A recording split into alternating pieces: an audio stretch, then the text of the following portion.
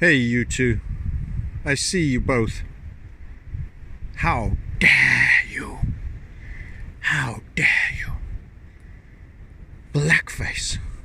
In these times. You're so racist. Racist, racist, racist. Man, oh man, everywhere I look I see racism. Yep, everywhere I see racism. Welcome, it's a Reset Sniper hat on today. I'm going to step back from the beautiful waves just for audio purposes. I think you met my beach monkey friends. Evil bastards. Lack of sensitivity. Anyway, I suppose I have to weigh in, give my take on everything that's gone down. So let's do that. So we said, pandemic, potential martial law and social rest to follow, social unrest. Let's get a little bit of length on this, put on an extender cable.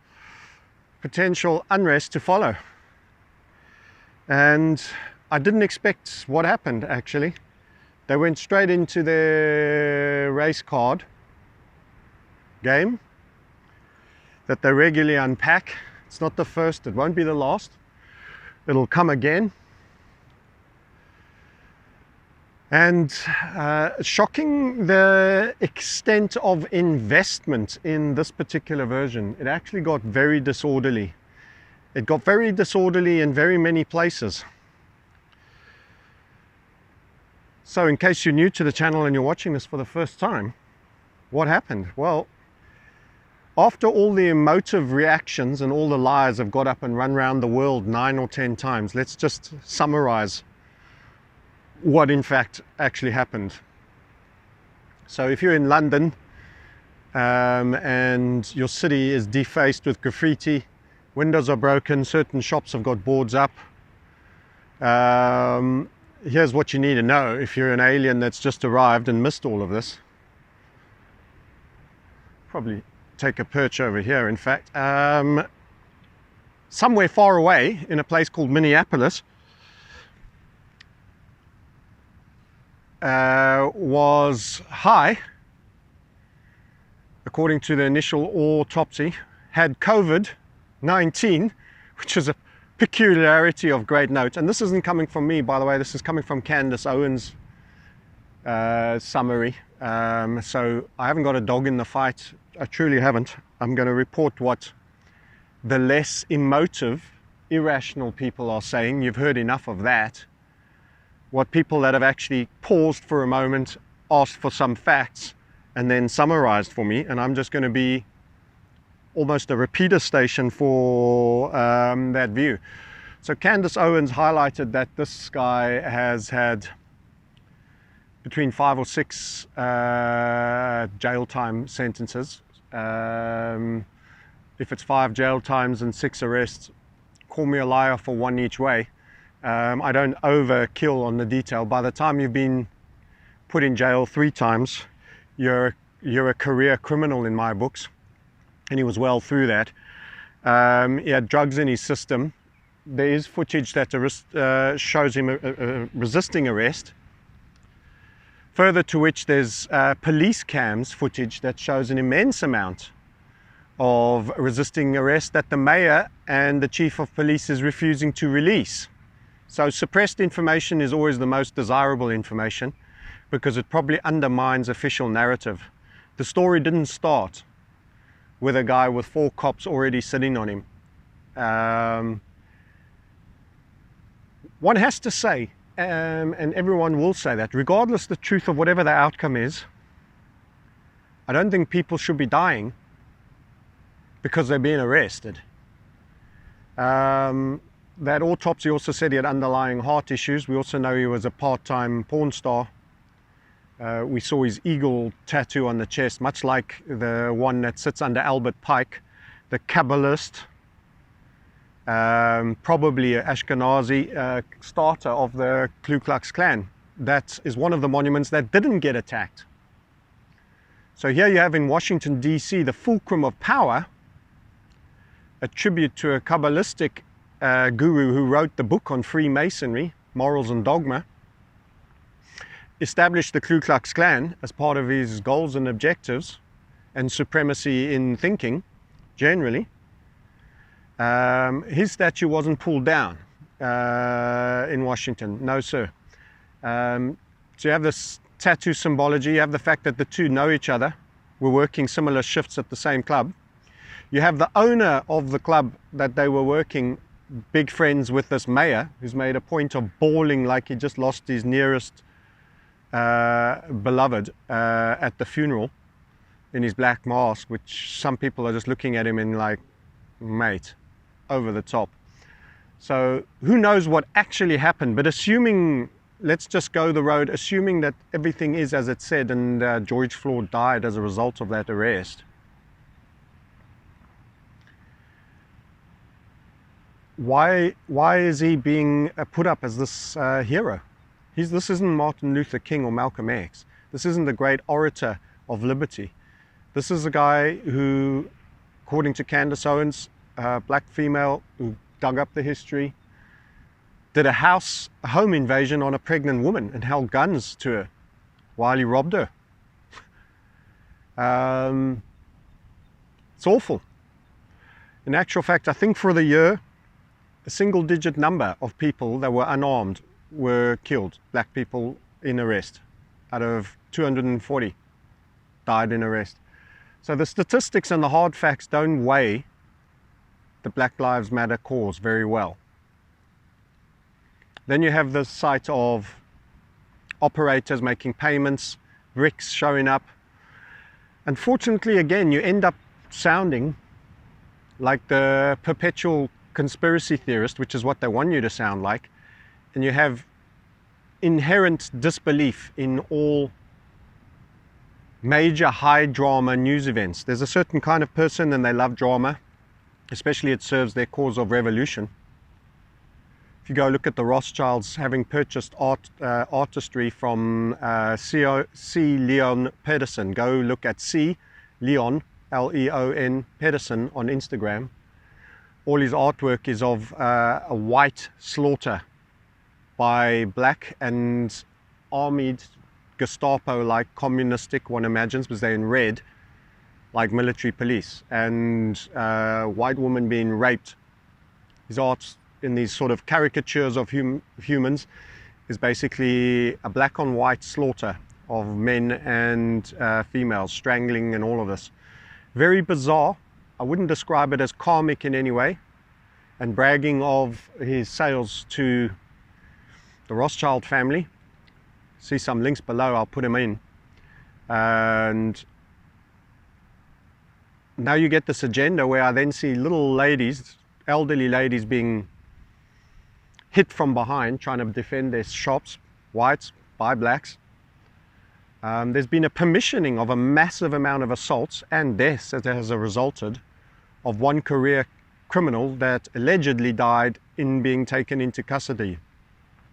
And then there's been an orchestrated breakout of this movement that is clearly a sleeper cell that was on high alert and triggered right the way Japan had one.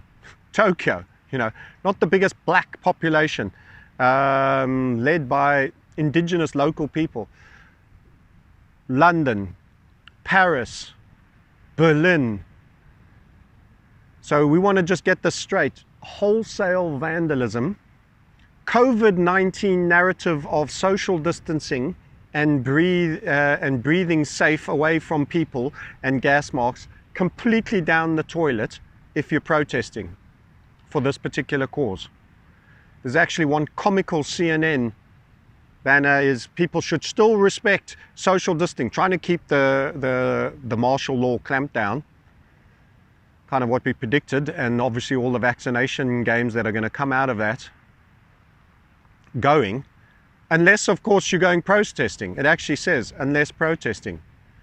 So your health's at risk unless of course you're screaming about a criminal who was sick, had latent comorbidities in himself, that then got killed when he was high driving a vehicle, resisting arrest and trying to pass off a large sum of counterfeited money that he's received. In other words, a never do well, as they say in Yorkshire land, near do wells. And you have to bring the whole world down. You have to put up with John Barnes in England, a black footballer, a multi-millionaire, largely loved by all Liverpool fans, turning a race preacher about how you don't get it as a white person. So here we have a supremely wealthy sports star twittering from his pulpit an agenda to working class whites significantly poorer than him, whose country he came to either first generation or second generation, got to make millions. Were there challenges? Of course there's challenges. Being a top athlete, there's always challenges. There's people who are going to love you, hate you, fault you. I've had unruly clients, good clients, people that want to destroy my business, people that have like anything. And he came to this white country and he's a millionaire. He gets on TV whenever he wants to. He had a shot at an international career, he muffed it. He had a shot at football management, he was given it largely because there's not that very many black football managers. He fluffed that. So but for his soccer playing skills, which were great at club level, this guy would have been Joe Ordinary. But he's now licensed to prognosticate and preach as a multi-millionaire in probably a nice gated community with private security, etc., to preach to whites where there have been grooming gangs, taking white kids, drugging them, raping them, underage, that have been suppressed and hidden because it might upset racial relationships. Now, I'm not about to become a Tommy Robinson. I'm not going to run with that one. I think you know, there's a lot of games and underlying things going on right now, and I think he's a little bit Zionist supported. It's not a game I want, but apparently this is the thing that gets me. They keep talking about neo-Nazis, but it's all Antifa. Go check, and you must follow No More News, guys. Go follow him. It tracks that Antifa wasn't 1933 related, still has the same logo. Bolshevik organization that came to do communism in Germany in the same way they did communism in Russia, which was the Holodomor that saw the highest number of people ever murdered, starved, shot, killed, raped.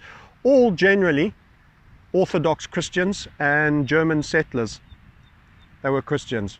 All under the control of the likes of Trotsky, Lenin, who were all following the written book and word of Karl Marx, whose statue in Britain isn't pulled down. So we're now all going on this slavery thing. The interesting part is statistics have shown the highest quantity of slaves actually ever, and still to this day, were whites in the Caucasians. Entire nation is called Slavs, Slavic nation. The entire Slavic nation, on the basis that they were a nation of slaves. They were attacked by the Ottoman Empire. They were attacked by Arabs. Beautiful blonde-haired, blue-eyed girls were kidnapped and raped. There's pictures, images, stats, history. The Slavic nation was probably the most trafficked and is still today on scams that get them as supposedly as au pairs to places like Israel, where they then get pimped into and thrown into flats and locked down, passports taken off of them and turned into prostitutes, where they're forced into multiple sex orgies, etc. There's a lot that goes on. People don't realize that slavery was trafficked, and some of the biggest slaves, this is the hidden history, under assumed names, were actually Khazar Ashkenazi, right into America.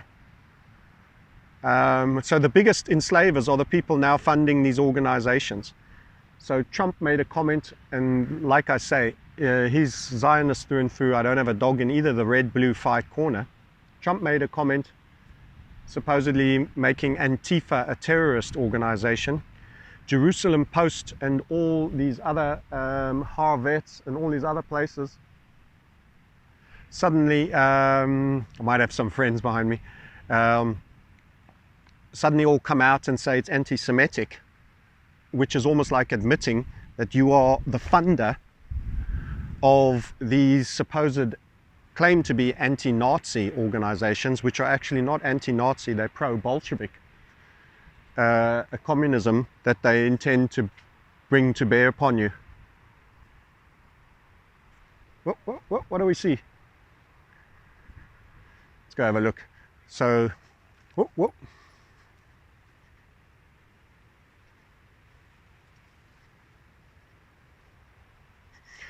I found myself a monkey superhighway here. Come out, you guys. At least take a knee and start your donations to Black Lives Matter. It's time to repent. So nationalism is the new sin. So nationalism is a tarnished word. It's a greatly tarnished word. It's like conspiracy. So let's just cover the word nationalism. So you'll hear about white nationalist. That's meant to combine two bad things. One, whiteness, and nationalist. They associate them together to tarnish them. So inherently white is undesirable and nationalism is greatly undesirable. What Hitler did, and it's always dangerous to talk about him, because you all know what kind of comments you're going to get from lightweights intellectually. That wasn't popular with that Bolshevik organization Antifa of 1932. And as I say, go watch No More News for the full detail and the logo similarity and the funding and where it all came from, Warburg, etc. But the one good thing he did is he resisted the communists. People don't realize, you just want to think all bad, all good in a binary world. All things were black, all things were white in terms of good and bad. And we were the Allies were 100% good folk, leveling civilian cities. So the greatest truth probably is the victor writes the history. And the history was written in the Nuremberg trials, where forced confessions were made to save family members at your own detriment. And there's so much learning you need to do in that space. I'm shocked how my views changed once I got access to good materials that aren't controlled by mainstream media. But it's a scary old rabbit hole. But anyway, back to nationalism. Essentially nationalism is pride in your own country and wanting good things for your own country and your own people and placing those interests first. That means if there's real drought, famine in Sudan, you are more of view that you should help those people in their own environment, not import them to bring down to the lowest common denominator, if that's where they be, in your own environment. In other words, we're not self-flagellators. We don't want to destroy all that is good. When you hear the concept white privilege, substitute white achievement. Every time you hear it, hear white achievement, white privilege, white achievement. Privilege, achievement. Privilege is earned. Privilege is earned by a culture that tried to control the degree of violence, developed and invented and created, and established culture and passed these values on to those children. I'm a product of my parents and their upbringing standards to me, and their values around education. If there's anything good that I do, it comes from the fact that I was given a stable home. I had parents that were dutiful in all things that are considered the right thing to do for parents, and I am truly, truly grateful to them. And I'm grateful to my forefathers who did the same for my parents so that they were better equipped to do the same for me. And it's from gratitude that you get strength and you go forward. It's from victimization that you establish, and it's very unfortunate to say, there's some amazingly smart, intelligent black folk who've seen right through this whole Black Lives Matter scam. And in fact, I'll share some of them for you to follow. Soul as one, Candace Owens as another. There's a few others that I'm going to pop in. And they're not so easily letting the third force. I speak often of the drama triangle. The drama triangle is perpetrator, white, nationalist, racist. Victim, black, first, second, third immigrant generation immigrant. And then there's a third orchestrator in the triangle. 3 is rarely company. 2 can get on. But the third force is the one you need to watch. It's the hidden hand that's behind the curtain. Who's the orchestrator? Who keeps successfully abusing one particular culture, who are prone often to be comfortable taking the victim chair? Who is that? Identify that, and you know whom that you may not criticize. And it's ironical to see this Antifa funded, making payments.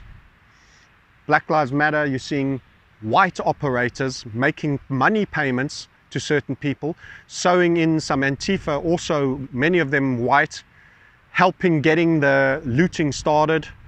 You've got to ask, who are those people? Who funds them? Who drives them? What is their agenda? The quality of your understanding is always driven by the quality of the questions you ask. And you've got to ask some quality questions. What do the stats and numbers say about whites of any kind, police or others, killing black people versus the stats in the opposite direction? You've got to look at the fact that there's 13% roughly of black people, around just over 6% of that is black males, and they commit, I think it's 46% of all crime. So there's a problem that you're trying to hide by making it a white issue. The whole process is about establishing white guilt and keeping the notion of slavery alive when the biggest perpetrator is actually one of the orchestrators. Even under assumed names. They took Portuguese names, they took Spanish names. You've got to read some classic black authors that have written about the Ashkenazi Khazars' role in slavery and how vast it is for such a small number of people globally in this world right now. You've got to ask, this isn't a white nationalist saying it, this isn't a neo-Nazi saying it, this is an author who researched it in a detailed sense, who is African of heritage and black. So the smart people get to these sources and they get to the right conclusion that this is funded chaos. Everything is funded chaos. These guys could pick a fight on their own in a phone box with no one else in there because it's the intention to do so. The door attacked them if they needed to be so, to kick off their riot. And I'm afraid this is what we're happening. And there's the goals and the agenda of this is to establish white guilt, to establish anybody who pushes back and identifies this as pre-tarnished. So there's already news articles running about German neo-Nazis going to Russia for training, etc., etc. Basically, the third force has declared war on an ethnic group, their greatest threat. That is what certain people have come to the conclusion of. You can come to your own conclusion. I'm asking the question. I'm not stating my stance, I'm asking the question. There's a third force out there that is identifiable for those that take a look and follow the money, and they've declared war. They wish to establish precedent that undermines the sanctity of a broadly peaceful ethnicity and culture that has accepted great diversity, which has not been reflected in other countries, Iceland, Israel, Japan, etc. For now. And they are perpetuating a concept of guilt where you are born guilty. Go read the book, Born Guilty.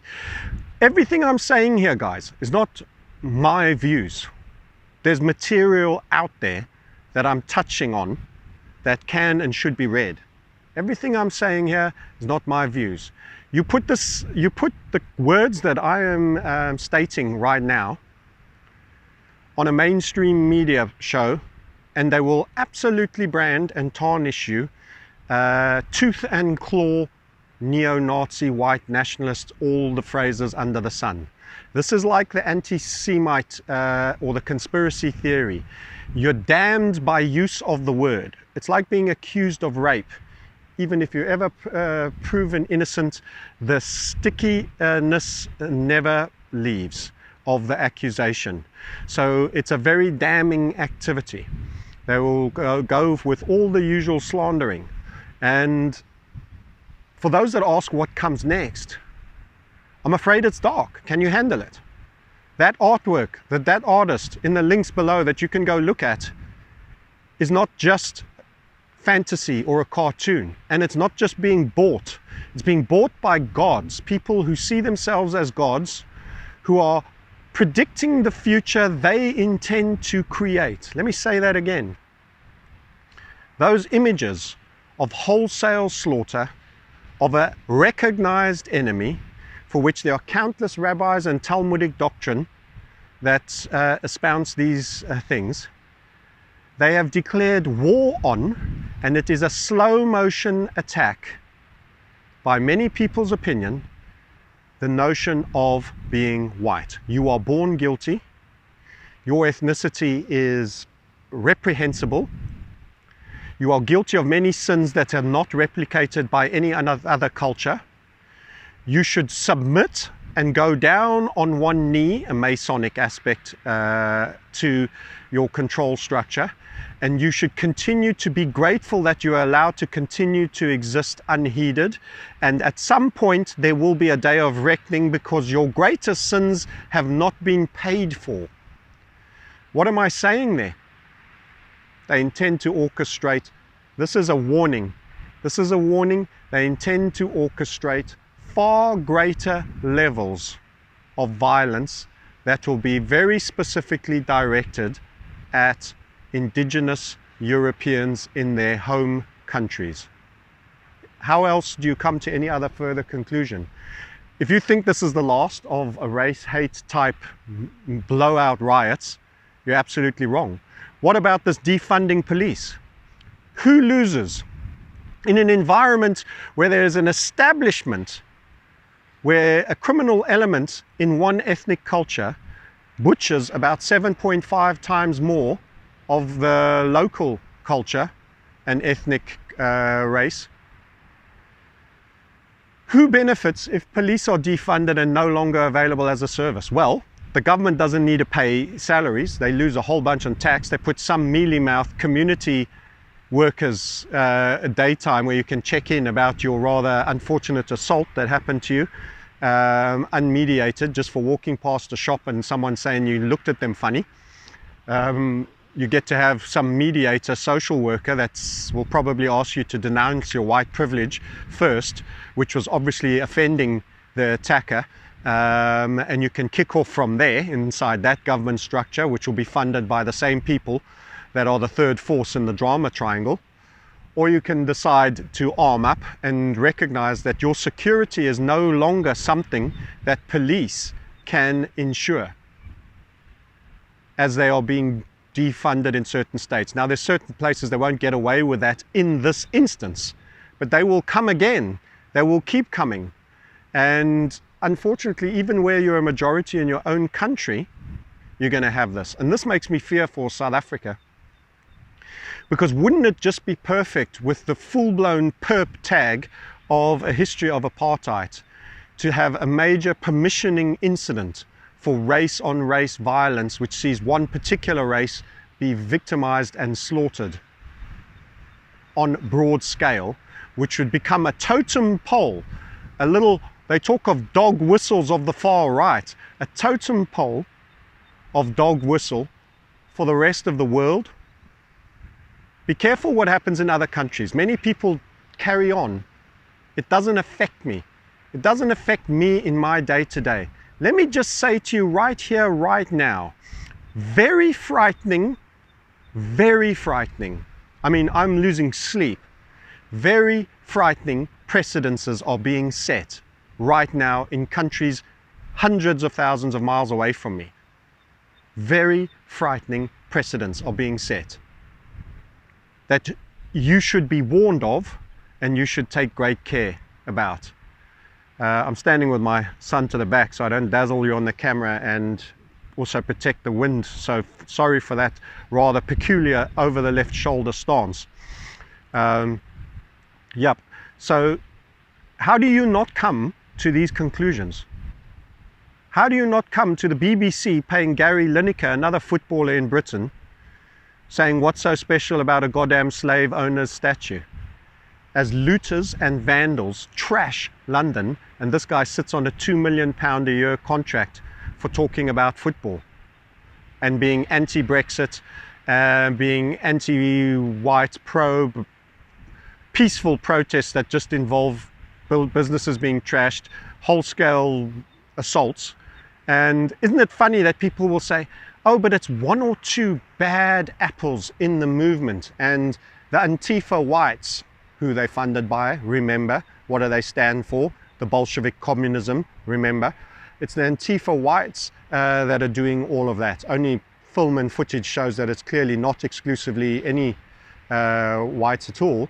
And they'll say it's just a few bad apples.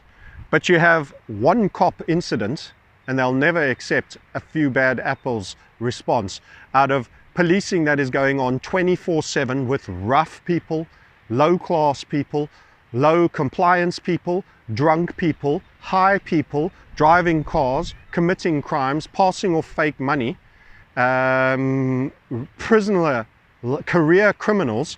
I'm actually surprised how few people are being killed when being apprehended, that are armed in many instances as well. So here's what I'm here to tell you. What comes next is the question you ask. Well, here's what I'm coming to tell you. Being white is a negative, according to your mainstream media. You owe people, and there will need to be a payment in blood, in money, in suffrage, in tax, in many other ways. Being pro your ethnicity and your culture, which are birds of a feather, which are quite common, is actually a racist thing. Being pro your culture, which some people say we don't even have, is a racist thing. Being competent and building great societies means in fact you're privileged, when in fact it was a culture of achievement. The lowest common denominator is being enforced, and your duty is to improve the life of everyone else's existence that is not of your ethnicity to your own expense, where you should go down on a knee in submittance. This is your Bolshevik agenda. What you may think and what you may say, and how you may be caught out, and how your language will be policed, is all coming. And this is my unfortunately very dark prediction. Further race-based events will follow. Further race-based events will follow, where the main number of victims will be white, but the initial trigger, the spark, will always be a similar scenario to that you've just seen with the George Floyd incident. Whether orchestrated or authentic, you will be the one who pays hardest. You will be the one who pays hardest. If they establish a statue to this man, you will have a career criminal high on drugs that never showed any ability to turn his life around, whose work was to pass off fake money and work in porn stars run by the same Ashkenaz industry in the same way most media is. And you will see people that built cultures and societies, and slavery was in fact a hard fact of old life. Labor was slavery. That's how we've advanced for today, that we abolished that. In fact, Britain had the contract that the Lords initially got done for themselves and later extended to all citizens, and it was that famous document, and now the word's completely gone out of my mind, and someone will put it in the comments, that gave people human rights. And actually Britain loaded up on a debt to buy and free all slaves that was only recently finished being paid. How many people know that? You're talking over 100 years of debt, where actually slave owners were paid to free all slaves. Anyway, all those facts aside, it's a dark future as long as these agendas are allowed to move forward. It's a dark, dark future for people with a white skin. Unless you become one of the Ashkenazi-friendly agenda, you become that mayor who cooperates, who hides police cam evidence from public view because it might change public opinion. You bawl like an absolute Oscar-winning actress at a funeral of someone you never knew who was a thug. And on top of that, you then get chastised and cuckolded and driven and made to march like a naughty schoolboy away from their riots because you refuse to defund all police. What an embarrassment that individual fray is at every single level. You can't meet an aggressive war that is being waged upon you with negotiation. They're not going to stop this agenda. They know what they want and they're going to keep coming for it, and you need a plan for it. And you'll be surprised how in a few years the structure around you will escalate and how your freedoms and your security will be challenged. In Maslow's hierarchy of needs, security comes long before transport, etc., etc. You're going to be under attack. And I'm afraid it's not a friendly message. It's a dark message. It's a message that you need to hear and you won't like. There is a war being waged. It's a silent, cunning, deceptive war. It's a war of media. It's a war of staged events, some authentic events.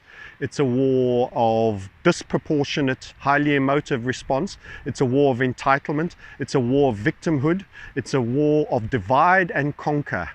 Divide and conquer. It's a war that will see complete control resort to the perpetrator and the orchestrator who is pulling all the strings right now. And that which you do in terms of your plans will determine how you get away. Anyway, this is a long clip. I'm going to call it time here. That's my narrative. That's my discussion. Go and follow the smart, awake, alert, black people that I will list below on Twitter. Congratulate them for seeing it and calling it out for what they are. Support people that avoid victimhood. Support the concept of gratitude for what you have instead of excuse for all your failings. As a conceptual, energetic thought, victimhood is so low energy and gratitude is so high. And they want you at a low energy state. The orchestrators need victims for their game, and they are bodies to be thrown on to the carnage to serve their purposes, and they are controlling people extremely effectively. The game started already, I'm afraid. In fact, we're already 15 minutes into the second half and they're 2-3-0 up. It's time we started realizing. Anyway, on that note, if you want to check out the markets and be part of our community, where actually we talk more about the wealth building side than these somewhat dark geopolitical elements. I'm not overtly, I'm a technical analyst, I'm a trader first. I'm disgusted and shocked at the assault that is brought on us, and reset sniper, it's part of the reset, it's the geopolitics, it's the end game, and I do make forecasts, and I'm afraid there will be more of this. They'll let it lie for a while and then it'll flare up. They're going to become more common, they're going to become more violent, they're going to seem to be even more organized.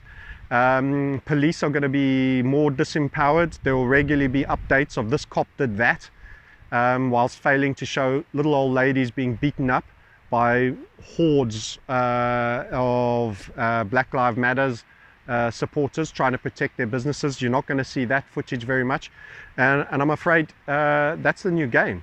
Decide how and where you're going to hunker down. Nationalism and being proud of yourself, your culture and your people actually in principle is not a bad thing. They want to undermine that. They want you to be scrambled egg society. They can put whatever they want into the mix.